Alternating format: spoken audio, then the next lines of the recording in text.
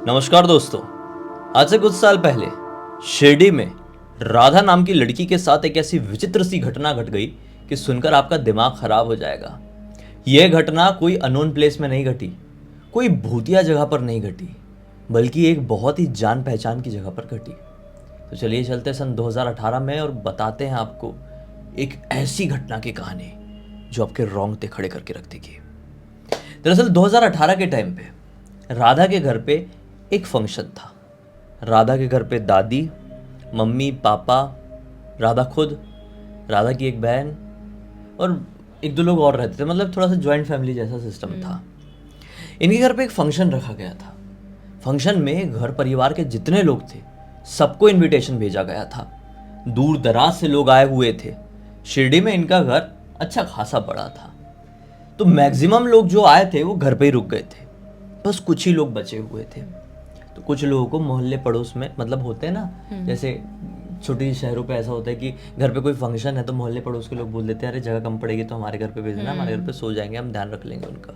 तो ऐसे एक दो लोगों को मोहल्ले पड़ोस में भेज दिया गया था। लेकिन फिर भी एक सीट कम पड़ रही थी अपने घर पे। तो राधा की मम्मी अपनी बहन से बोलती है, राधा की मौसी से कहती है कि सामने वाले घर में चली जाएगी क्या सोने के लिए। ये बोलती ठीक है चले जाऊंगी, उसमें क्या है, जब मोहल्ले में दूसरे घरों में भी सो रहे तो सामने वाले घर में क्या प्रॉब्लम है। बोले नहीं, सामने वाले घर में लोग ना थोड़ा सा विचित्र सी नज़रों से देखते हैं। तो मौसी जी बोलती है क्या विचित्र सी नज़रों से। लोग कहते हैं, राधा की मम्मी बताती है कि लोग कहते हैं कि सामने वाले घर में जो लोग रहते हैं ना, वो लोग काला जादू वगैरह करते हैं। तो मौसी जी कहती है कि अरे क्या बात कर रही हो, शिरडी जैसी जगह है, पवित्र जगह है, धार्मिक स्थल है, यहाँ पर ऐसी हरकतें कोई नहीं करेगा, और करेगा भी तो उसका ये सब कुछ चलेगा क्या। तो राधा की मम्मी बोलती नहीं ये है, एक हाथ कोई इंसान बोले तो समझ में आता है। कई बार लोगों ने उनको रात बेरात देखे भी हैं। बोले कैसे देखे। बोले उनके घर का जो ऊपर वाला जो पार्ट है, मतलब छत के पास का ही थोड़ा सा एरिया समझ लो, एक ऐसा उनका रूम था समझ लो छत में, और उसके सामने थोड़ी सी जगह छूटी हुई थी। वहाँ पर रात के समय नाचते हुए पूरे परिवार के लोग को, और कोई गाना वाना नहीं बज रहा था, सिर्फ नाच रहे थे। दूर से देखा है किसी ने और देखकर समझ गए कि ये नाचने का तरीका भी एबनॉर्मल सा लग रहा है, ये शायद कुछ शैतानी एक्टिविटी कर रहे हैं। कुछ लोगों ने देखे और भी, मतलब ये देखे कि उनका जो बगीचा है ना, वहाँ पे बिल्लियाँ मरी पड़ी रहती है। 2-4 बार 2-3 बिल्लियाँ मरी पड़ी मिली है, और वो बिल्ली नॉर्मल नहीं, बल्कि उनको माला पहनाया हुआ रहता है, टीका लगाया हुआ रहता है, और उनकी आंखें नहीं होती है। इस हालत में वहाँ पर बिल्लियाँ दिखी है। उस घर के लोग बहुत नौटंकी मारते हैं कि अरे अरे नहीं नहीं नहीं नहीं नहीं, हमको नहीं मालूम ये कौन कर रहा है हमारे साथ, क्या कर रहा है। लेकिन पूरे मोहल्ले के लोग जानते हैं कि ये सब के पीछे किसी और का हाथ नहीं, बल्कि उस परिवार के लोगों का ही हाथ है। ये बात फिर से बता रहा हूँ, मम्मी जी मौसी जी को बता रही है। मौसी जी ने बोली कि यार मैं ये सारी चीज़ों पे उतना विश्वास नहीं करती हूँ, खासकर ऐसी जगह पर। मौसी जी शिरडी के रहने वाली नहीं थी, बाहर की थी, शायद कोल्हापुर की थी, और वो यहाँ पे आई हुई थी। तो इस कारण से वो, मतलब एक होता है ना कि आप भी एक ऐसी धार्मिक स्थली चले जाएं और वहाँ पर कोई भूत प्रेतों की बात करे, काला जादू की बात करे, तो आपको इतनी जल्दी ट्रस्ट नहीं हो पाएगा। फॉर एग्जाम्पल आप हरिद्वार जा रहे हैं और वहाँ पे कोई बोल रहा है कि वहाँ पे ऐसे भूतिया भूतिया है, डायनो वाले किस्से या चुड़ैलों वाले किस्से होते, तो थोड़ा ट्रस्ट करना मुश्किल हो जाएगा कि हरिद्वार में कैसे हो सकता है ये सब कुछ। तो वैसे ही वाला एक्सप्रेशन मौसी जी का भी था कि शिरडी में कैसे हो सकता है ये सब कुछ, मैं चली जाऊँगी, कोई दिक्कत नहीं है, नहीं तो यहाँ पे सोने की तकलीफ हो जाएगी। ठीक है बोले। सामने वाले घर वालों से बात की हमने। बात कभी कभी होती थी, मतलब नॉर्मली इन लोगों से कोई बात नहीं करता था। तो राधा की मम्मी ने बात करी, उनने बोल दिया हाँ ठीक है, हम नीचे जो सोते हैं उसमें तो जगह नहीं हो पाती है क्योंकि छोटा है, 1 BHK का है अपना। ऊपर वाला एक कमरा है जो हमने गेस्ट लोगों के लिए रखे हुए हैं, गेस्ट रूम जैसा है, तो ऊपर जाके वो सो जाएंगी। तो बोले ठीक है जाते हैं ऊपर। रात में 11:30 पौने 12 बजे के आसपास मौसी जी सोने के लिए चली गई। सामने वाले घर के ऊपर वाले हिस्से में गेस्ट रूम में चली गई, और ये गेस्ट रूम के सामने ही नाचते हुए 1-2 बार लोगों ने देखे थे इस परिवार के लोगों को। वो जाके लेटी है कि 10 मिनट के अंदर उनको नींद आ गई, क्योंकि इनके घर पे दिन भर से फंक्शन चल रहा था, थकान थी, काम वाम हो रहा था। तुरंत इनको नींद आ गई। नींद आए हुए पता नहीं कितना टाइम हुआ होगा, इनको ना अचानक से सांस लेने में भारीपन सा फील होने लगा, बहुत घुटन जैसी महसूस होने लगी। ऐसे रुक रुक के सांस आ रही है, गहरी गहरी सांस आ रही है। बोले मुझे क्या हो गया, मैं उठ के पानी तो पीती हूँ। ये जैसी उठने के लिए आँख खोली है, क्या दिखती है कि इनके यहाँ पर चेस्ट के ऊपर एक साया बैठा हुआ है, लिटरली एक परछाई बैठी हुई है। और वो ऐसा होता है ना, भले ही परछाई है लेकिन ऐसा लग रहा है कि वो पूरा घूर के, जैसे ये इनका मुंह है मौसी जी का, ऐसा घूर के ऐसा देख रहा है।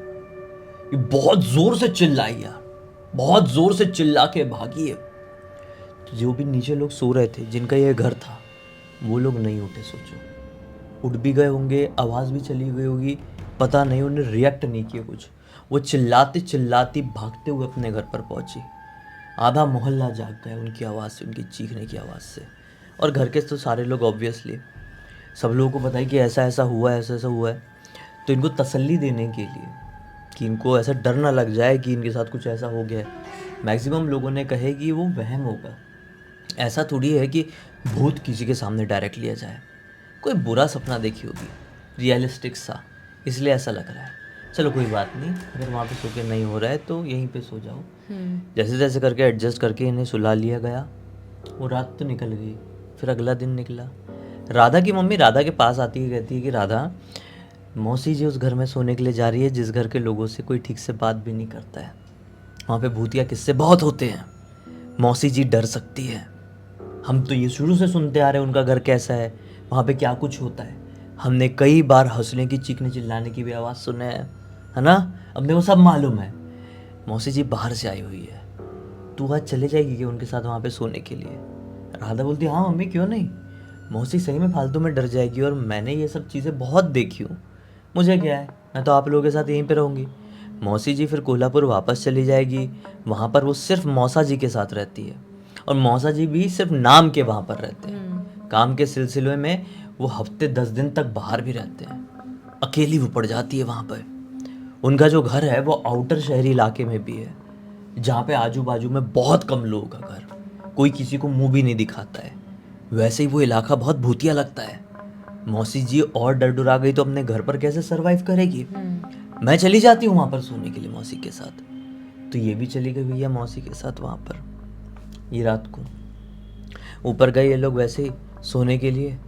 मौसी जी को पहले नींद आ गई, ये भी थोड़ी देर बाद सो गई, सोचते सोचते कुछ आज तो गड़बड़ नहीं होगी, आज तो गड़बड़ नहीं होगी, सो गई। रात के 2:30 बजे हुए थे, इसे अभी भी अच्छे से याद है। कुछ अजीब सी आवाज़ इस कमरे से राधा को ही सुनाई दी। मौसी जी तो सो रही है, राधा ने तुरंत झटके से अपनी नींद खोली।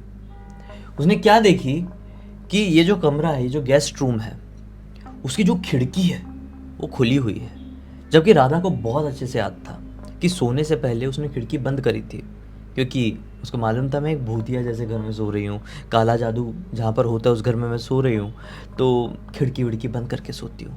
तो उसने प्रॉपरली चेक करके सोई थी, और कुछ आवाज़ हुई और तुरंत उसने अपनी आँख खोली तो कोई दिखाई तो नहीं दिया कमरे में। मौसी जी भी बाजू में गहरी नींद में सो रही है, लेकिन एक खिड़की ज़रूर खुली हुई थी जो इसने अंदर से बहुत क्लियरली बंद करी थी। ये डर गई, ये कैसे हो सकता है करके। ये उठी है, पूरी नींद खुल गई इसकी, यहाँ टूट गई पूरी नींद। उठ के इधर उधर देखी है, फिर सोची कि बाहर निकल के देखती हूँ। तो कमरे से बाहर निकलते ही टेरेस का छोटा सा हिस्सा था, टेरेस से बाहर भी निकली, इधर उधर देखी कि खिड़की के आसपास कोई है तो नहीं, टेरेस में कोई है तो नहीं, लेकिन कोई नहीं दिखाई दिया। ये लौटने ही लगी थी कमरे के अंदर कि अचानक से इसकी नज़र पड़ती है ज़मीन में।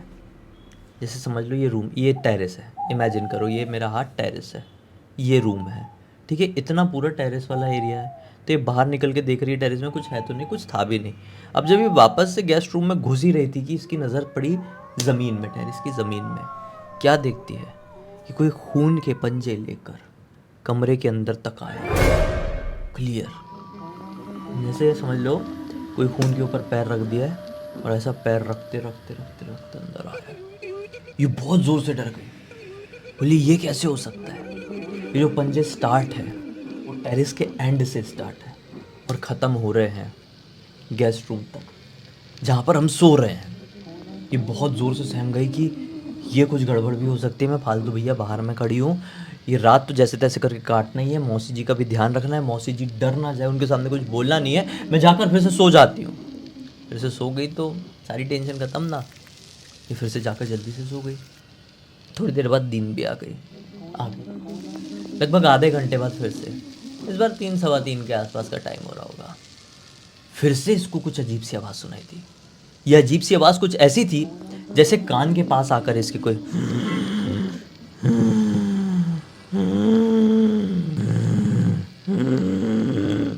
ऐसे ऐसे करके सांस ले रहा है। ये बहुत जोर से डरे। क्लियर इसको आभास हुआ कि किसी ने 7-8 बार ऐसे सांस लिया है, इसके बाजू से उठा है, कमरे में पूरा टहला है वो, जो कोई भी है। ये जाग चुकी है, आंख भले इसकी बंद है लेकिन ये पूरी जागी, सेंसेस में आ गई है। आप भले अपनी आंखें बंद रखो, आपको पता चलेगा कि आपके पीछे आगे कोई ऐसा मंडरा रहा है, क्या घूम रहा है, क्या फील हो जाता है। इसको क्लियर समझ में आ रहा था कोई चल रहा है पूरे कमरे में। इसने ना ऐसी नींद में थोड़ा सा ऐसा हाथ ऐसा आगे करके देखी कि मौसी जी है कि नहीं, तो मौसी जी तो थी। तो फिर ये चल कौन रहा था, बिल्कुल हिम्मत नहीं हुई। फिर से इसको ऐसा फील हुआ, मतलब कोई ऐसा पूरा चक्कर काटा है रूम का, और वो चक्कर काटने के बाद कोई इसके पैरों के पास आया है और पैर को ऐसे ऐसे सहला रहा है, ऐसे ऐसे। इसने बड़ी हिम्मत करके ऐसी थोड़ी सी आंख खोल के देखी, कितनी डरावनी शक्ल वाला आदमी खड़ा हुआ है बिल्कुल सामने कि मैं क्या बताऊं। लंबा सा था, एकदम पतला सा, और उसका चेहरा पूरा जला हुआ था, बहुत क्रीपी दिख रहा था। जला हुआ था कि क्या था, झुर्रियाँ आई हुई थी कि सड़ा हुआ चेहरा था, नहीं मालूम, लेकिन पूरी मक्खियाँ उसकी एक साइड पे ऐसे भिनभिना रही थी। बहुत डरावना दिख रहा था। और इसको ऐसी बड़े बड़े आँख की ये पलकें नहीं थी दोनों आँख में, और ऐसे करके इसको घूर रहा था। इसने फिर से बहुत ज़ोर से चिल्लाई और आंखें बंद कर ली। फिर अब चिल्लाई तो नींद खुल जाएगी ना मौसी जी बाजू में। मौसी जी डर के जाग गई, और मौसी जी जागी तो मौसी जी को किस्मत से कुछ दिखाई नहीं दिया। बोली क्या हो गया राधा, क्या हो गया? राधा ने बोली मौसी कुछ नहीं मालूम, चलो यहाँ से, यहाँ पे कभी नहीं आएंगे। मौसी जी ने तुरंत इसका हाथ पकड़ी। मौसी जी तो पहले से ही डरी हुई थी, थकान के कारण जल्दी नींद आ जा रही है मौसी जी को, नहीं तो यहाँ पे तो कोई कदम ना रख पाए, ऐसी एक रात हो जाए कुछ तो। मौसी जी ने तुरंत हाथ पकड़ी राधा का और भागी बाहर। फिर चिल्लाते चिल्लाते आए, फिर घर पे सबकी नींद खुल गई और सबने बोल दिया कि भैया अगर ये 2-2 बार हो चुका है 2 अलग अलग लोगों के साथ, तो ये कोइंसिडेंस नहीं हो सकता, ये वहम नहीं हो सकता, पक्का उस घर में कुछ है। उस घर के लोग जागते भी नहीं है सारे, ऐसी कौन सी नींद सोते हैं या फिर सोने का नाटक करते हैं। कहते हैं ना कि सोए हुए को जगाना बहुत आसान है, लेकिन अगर कोई सोने की एक्टिंग कर रहा है तो उसे आप जगा ही नहीं सकते, क्योंकि वो एक्टिंग कर रहा है, सिर्फ अपनी आंख बंद रखा है। तो शायद ये सोने की एक्टिंग करते थे घर के लोग। उनको मालूम था कि गेस्ट रूम में सो रहे हैं कुछ लोग, हाँ कोई सो रहा है और कुछ ना कुछ ज़रूर होगा, उनको मालूम था, इसलिए वो जागते ही नहीं थे, दोनों रातों नहीं जागे। वो चिल्लाते चिल्लाते भाग रहे हैं उनके घर से, मोहल्ले पड़ोस के लोगों की नींद खुल जा रही है, उनकी कैसे नहीं खुल रही है। फिर भैया ये लोगों ने पूरी रात, ये वाली रात तो पूरी जागते जागते काटी, क्योंकि राधा को क्लियरली एक शक्ल दिखाई दे दी थी, एक शैतान, एक भूत दिखाई दे दिया था। पूरी रात जागे हैं। फिर अगला दिन निकला है तो राधा को बोल दिया कि उस तरफ जाना भी मत। फिर कोई था रिश्तेदार, उन्होंने बोले कि अरे कम उम्र की जवान लड़की है ये, किसी पुजारी जी को लाके थोड़ा शुद्धिकरण करवा दो, पूजा पाठ करा दो। फिर घर पे वैसे भी कार्यक्रम हुआ, अच्छा खासा सब शुभ शुभ चल रहा है, कुछ गड़बड़ ना हो। तो पुजारी जी घर पर आए हैं, शुद्धिकरण किए हैं, पूजा पाठ किए हैं, इसको रक्षा सूत्र बांधे और बोले बेटा सूर्यास्त के बाद कोशिश करना कि उस घर की तरफ देखना भी मत। क्या मालूम जो शैतान, जो भूत तुझे दिखा था, उसने तेरे ऊपर नज़र टिका लिया हो अपनी, और तो अगर बार बार उस जगह पर देखे तो उसको ऐसा लगे कि तू उसे अपने पास न्योता दे रही है बुलाने के लिए। तो राधा ने तब से उस घर की तरफ ढंग से देखी भी नहीं है। 6 साल हो चुके हैं हालांकि इस घटना को, लेकिन राधा के जहन में एक एक चीज़ वो पूरी तरीके से ताज़ा है जो उस रात घटी थी। इस पूरी घटना की जानकारी राधा ने ही हमें इंस्टाग्राम पर लिख कर भेजी और बोली कि आप पूरी दुनिया को बताओ लेकिन मेरा नाम ज़रूर चेंज कर देना। तो ये नाम चेंज्ड है लेकिन जगह सही है, ये हुआ तो वहीं पे, बाकी सब सही है पूरा। चलो अच्छा है कि इस ज़रिए हमको एक बहुत अच्छी सीख मिल गई। सीख ये कि ऐसे किसी के भी ऊपर ट्रस्ट ना कर लें आप, भूत प्रेतों के ऊपर विश्वास करें ना करें, ऐसे ही किसी के घर पे सोने के लिए ना चले जाए। बहुत सारे लोग बहुत सारे अनजान लोगों के साथ, मोहल्ले पड़ोस के लोगों के साथ सोने के लिए, नाइट आउट करने के लिए ऐसे चले जाते हैं। और कई बार ऐसी ऐसी चीज़ों का सामना करना पड़ता है उन्हें कि मैं एक्सप्लेन भी नहीं कर सकता है इस तरह की चीज़ें, क्योंकि मैंने ही फेस किया हूँ भोपाल के टाइम में। जिस घर पे मैं किराए से रहता था, उस घर का जो सबसे ऊपर वाला रूम था वो भी हॉन्टेड था।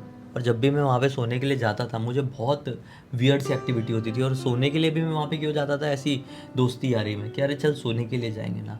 वहाँ पे बहुत गंदा फीलिंग होती थी, वो किसी और वीडियो में मैं आपको बताऊंगा। इसे बताते बताते यादें ताज़ा हो गई मेरी 10 साल पहले की। खैर, अब इस वीडियो को यहीं पे हम ख़त्म कर देते हैं।